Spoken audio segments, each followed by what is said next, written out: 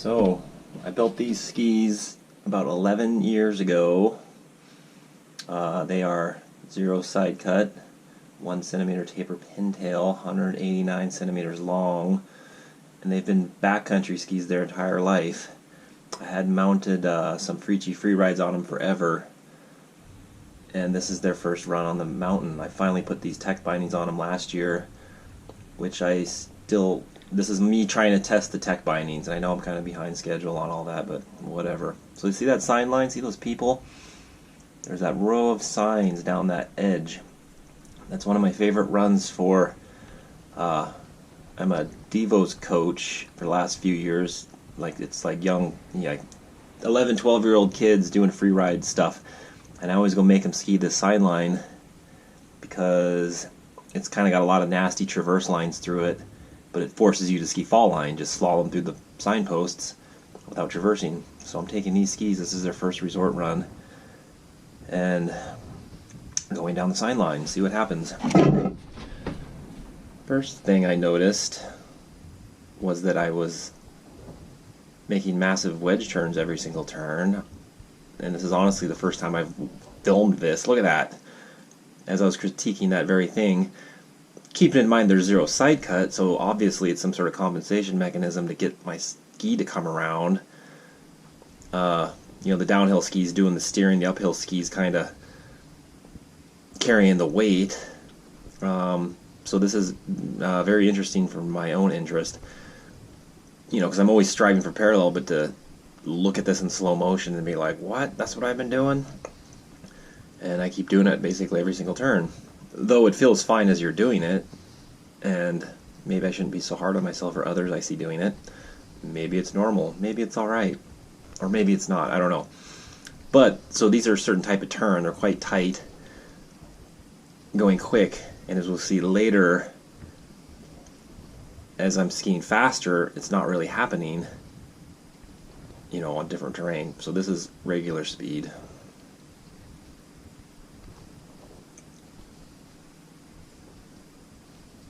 So it seems to be effective in making the turns. You don't want to be crashing into those signposts. As anyone knows, those are metal. They would gouge your freaking head right open if you ran into one of them. So you're well inclined to not run into them.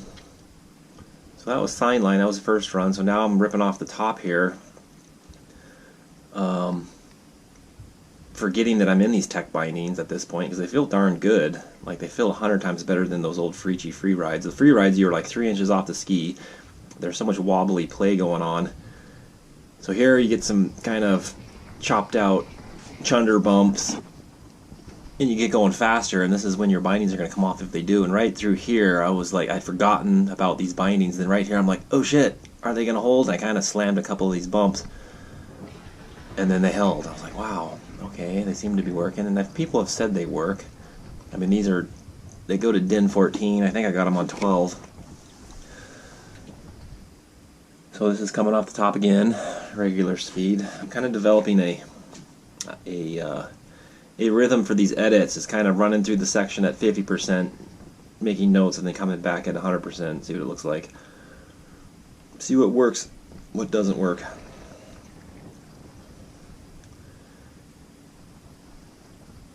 So we're coming into first point now, slowed down to 50%. And these skis are quite enjoyable. Like, I do like the no side cut because they're slippy. They kind of got a slippery feeling. And this is down to 25%. This was noteworthy because I hit probably the only rock in the mountain. It's like tag, like dink, kicks my ski out. But I survived. Make another turn, and this is fun because we're going kind of quick here. This is 25%, back up to 50%. And then down here, see, the skis stay fairly parallel until I get these crux turns, and look at that. Wah! Like, pretty much snow plowing. So it's interesting. It's only quick. I almost don't even realize I'm doing it. I'm aware of it as a thing. But to see it here, this is quite interesting for my own interest. Some of you may find it interesting as well. point being, I think it's mostly coming from the no side cut. I mean, think about this pintail ski. You know, it tapers. There's no side cut. Like those AC4s or whatever the hell they were I was skiing last night. There was so much side cut, and the tails felt so meaty. Like you could lay into the tails, and they would be there and come around. They would do something. Where these don't. You know, these are a powder ski, obviously. So let's back up. Oh, see, here's AC4. So another point that I was supposed to talk about that last section. There's so many points I'm trying to cover. It was my knee. So watch my knee as we're rocking in this right-hand turn. It's boom. It's center, left of center of the camera.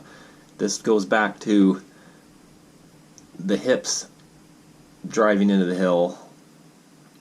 And that knee, that's my right knee, is left of center line. And we'll look at as it keeps going. I was supposed to talk about it that last section, but I was talking about the rock. I was talking about snow plowing. You know, it's really hard. I can't just show these sections over and over and talk about every single element. Oh, here we are coming into it. So watch these knees.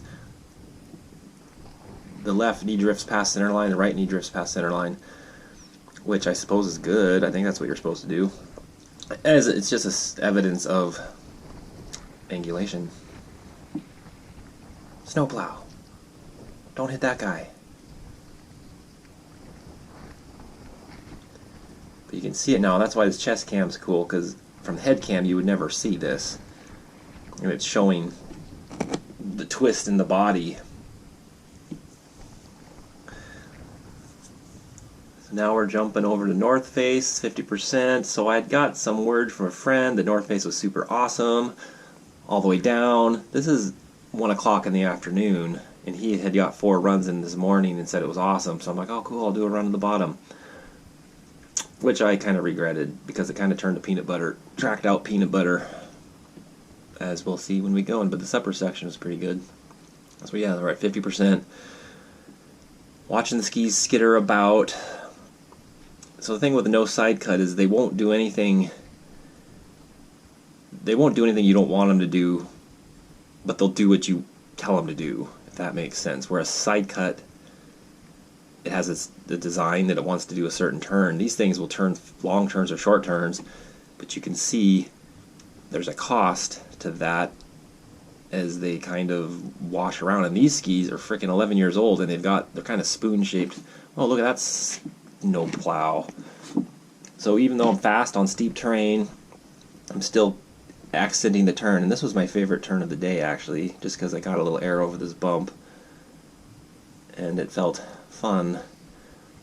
But you can see the skis are kind of bouncing all over the place, where those AC4s I had out last night were just like bomber, and they're fast becoming my new favorite ski. So here is my exit. I should have gone out that way and got back on 6, but no, I kept going down into the shmoo thinking there might be POW. And right about here, it turned kind of nasty as I was getting tired, but I struggled on. It doesn't go too far. I pretty much got down here and then ended up manky traversing out of it. Like you can see the globs of snow flying up. We've had a fairly warm winter. We had a cold snap back in November. It was cold. But it's been mid-20s, 30s for a while now. So we're rocking to that 100%.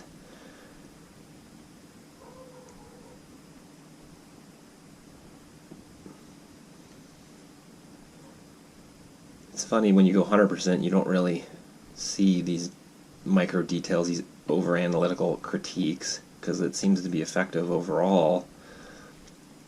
But could we be more effective or more efficient? There's a certain sloppiness going on here, but I mean, it's working.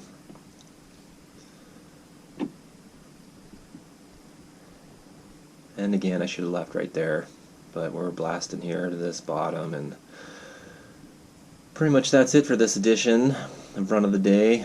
I think I learned something. I think we've all learned something. The value of side cut versus no side cut. The value of leg strength. And